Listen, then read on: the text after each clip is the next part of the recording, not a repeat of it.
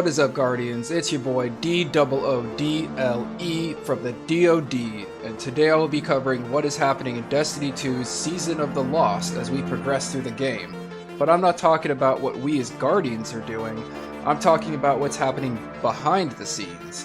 While we are out tracing the stars, wars are being fought, plans are being set in motion, and the soul as we know it is transforming. This season we have been tracking down pages from the lore book Ripples, exclusive to Season of the Lost. So without further delay, I give you the lore entries we have been given through completing activities and missions up to the date in Week 3 of Season of the Lost. They read as follow. Ambush. Keitel stands on the bridge of her flagship, 6 destroyer-class warcraft at her flanks. Weeks of intelligence and a handful of dead spies have brought her to a single point in space. This moment of opportunity. A massive, reinforced viewport extends from beneath her feet to the ceiling of the bridge. Through it, dead still azure banners obscure the distant awoken reef. From Keitel's perspective, it appears as a slurry of glitz and dust to be swept away at her command, an idea her advisor spoke of all too frequently. Their soft conflict with one city had left some eager for a decisive victory in another. It was a distraction. In the space between Keitel and the reef, just beyond the unmoving banners, malachite-licked wisps of intent tear open the space between her and the shimmering dust. Long black spindles of hive workmanship pierce the rift first, preceding a massive tomb carrier twice the size of her flagship. Keitel addresses her bridge officers. Wait until they are through and cannot flee. Her destroyers take up flanking positions opposite of her own as Keitel orders her flagships to maneuver above the massive tomb carrier. When the rift shuts, the order comes over the Cabal comms. Strike! The 6 destroyers spring their diversionary attack. Keitel feels the pressure waves from their silent cannons wash over her as their shells detonate. Tomb Carrier and Cabal warcraft exchange a harrowing gauntlet of ordnance. The diversion is working. Point us straight at their midsection. Launch ballista crews, Keitel barks. Inform me when they've taken the bridge. Emerald flare wells deep in the tomb carrier's main gun like a brewing cauldron lined with obsidian teeth. The barrel, a massive column of vertebrae from some leviathan creature, ignites with 10,000 hive runes. The tomb carrier belches streams of malefic flame that effortlessly obliterates 2 spearheading Cabal destroyers. Keitel steps forward in horror as their hulls erupt in a series of soulfire explosions. Don't let that gun fire again! Protect our destroyers! She pivots to her navigation office. Bring the ship into minimum jump speed, full power to the mains. Keitel thrusts a finger at the tomb carrier. Engage the Ares round. Prepare for impact. The flagship hurtles toward the tomb carrier, unleashing a full salvo of cannons and warheads to soften the carrier's carospace. Keitel turns to a bridge crew legionary as the tomb carrier rapidly expands in the viewport behind her. Fetch my shield!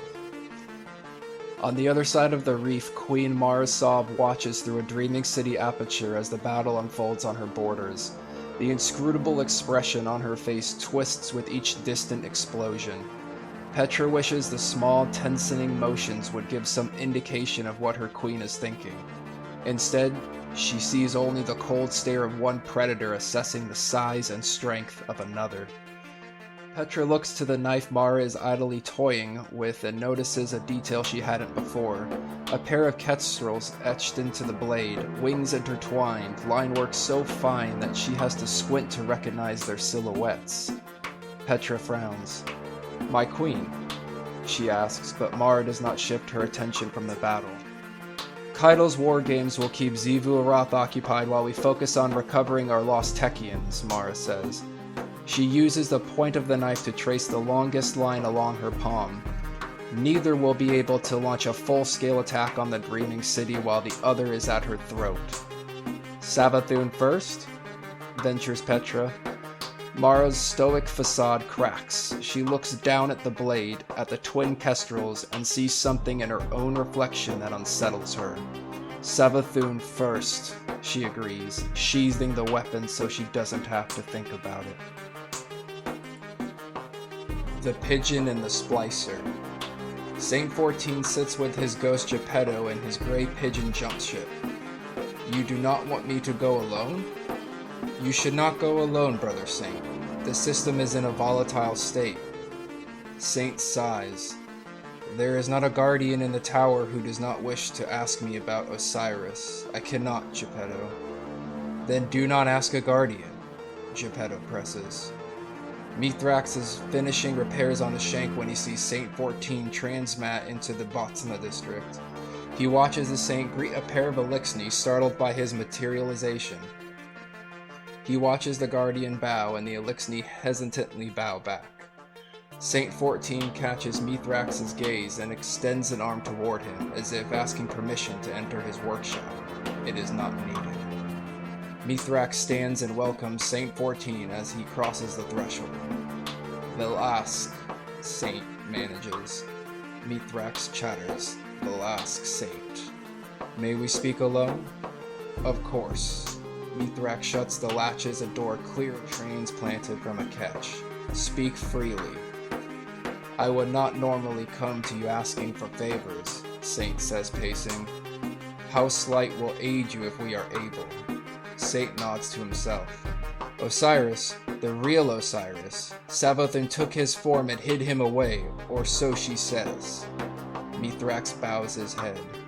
The true Osiris is innocent. All is not as dire as we presumed. So it would seem. I need to find Osiris. I want to take away the Witch Queen's leverage. When she is broken, the Reef Queen can have her, Saint growls. Marasov has returned. Mithrax drags sharply on his rebreather. Grand pieces are in motion. How do I assist? I am searching for the exact spot Sagira fell. Savathun captured him there. I know it, Saint says. The name Sagira was spoken often in House of Wolves with respect. House Dusk told all houses Sagira fell on Earth's moon, but I know not where. May she find peace in the light. She is missed. Saint holds a moment in reverence. Osiris's last transmission was from beneath the moon's surface, but the pyramid's interference made it impossible to determine the exact location. It is too large of an area to search. Hive machines are without spirits. Morbid constructs of the Splicer Gauntlet cannot access for information, Mithrax says apologetically. But I wish to help the Saint, as the Saint helped Mithrax in House Light. Then your company would be appreciated as I search. Mithrax is lost in thought momentarily before his eyes sharpen. The Vex on Europa kept records of defeated guardians, and likely ghosts. It may be possible to find Sagira's gravesite using their network. What? Saint exclaims. Perhaps it is their proximity to darkness that causes them to do so, but Mithrax has seen such records, as I explored their network for knowledge to affix Splicer technology to Guardian arms. You sound like a warlock, so I trust you. Show me how we do this. Europa, Saint mutters. Could we not have gone somewhere warmer, he asks, dismounting his ram Sparrow on a cliff overlooking the Assyrian abyss. I am used to the simulated sun of Mercury. Mithrax dismounts beside Saint. Vexapetchers on Europa afford unique opportunity. We seek an invitation to that opportunity. Saint rolls his shoulders. We crush Vex mind and use its brain-like key. Yes, this is not news to me. You forget I spent many years in Infinite Forest. A brutal but adept description, Mithrax chitters to himself. We will have to draw out a Vex mind. The override interrogation here remains active. The light provides. You splice computer hole, I crush the mind. Saint starts to walk forward, but then halts abruptly. Do not drop me into computer hole. Mithrax will warn Saint first. You better, Saint turns to the Elixni. I joke about the cold, light friend, but I'm glad to have you here. I share in your glad, Saint. They walk off together swiftly. Mithrax forges the interrogation as they come under fire. A violent refuge takes hold around him. He stands within the Saint's ward, fearless and with clear sight. The Vex are numerous. They too know the Saint. He lives up to their records. The mind is broken. Risen from bones. Kelgarath, Knight Champion of Death, kneels before his shrine of bone in the fog-ridden depths of the Ascendant Plane. Soul fire recedes into the ground around him. He places his forehead against the shrine, smudging a freshly bloodied sigil of Xivu Arath. He has added so many layers, but this is the first time the blood is his own. He does not show his devotion.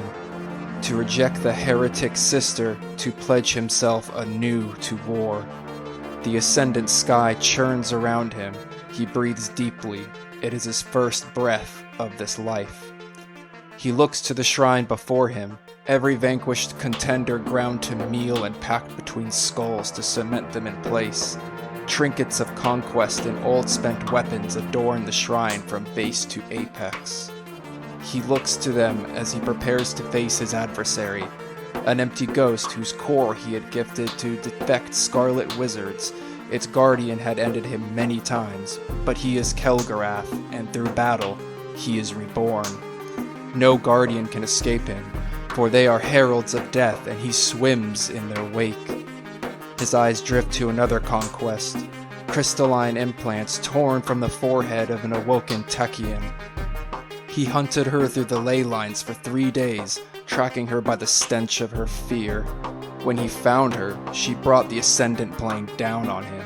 He did not fall for this trick twice.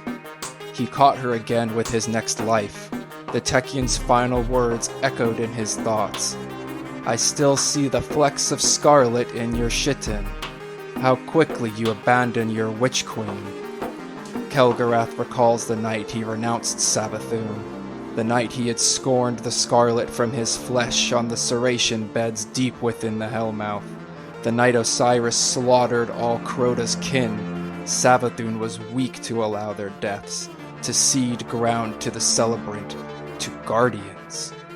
Xivu Arath avenged them. Xivu Arath took Osiris's light, and Kelgarath guzzled from it with vows of vengeance. He would prove his allegiance by stamping out any trace of the heretic sister. Her Drew, his adversary, was a knight who still claimed fealty to Savathûn. Her Drew would be an instrument of example. Through battle, Kelgarath would confirm this new god. Through blood, he would erase the name Savathûn and don that of Xivu Arath. He stands, bows, grips the cleaver and shield he will carry until he falls again. Her Drew, he whispers to the bones. Tonight he will purify himself in death. Whew, a lot of exciting stuff. Empress Keitel and Xivu Arath waging war in space outside the reef. Saint 14 and Mithrax traveling to find Sagira's gravesite on Europa. The Hive demigod, born in death and battle, ready to slaughter the heretic sister Savathûn. If you enjoyed watching this video and listening to the lore entries happening behind our Guardian story, hit that subscribe button, and as always, this is Doodles of Destiny.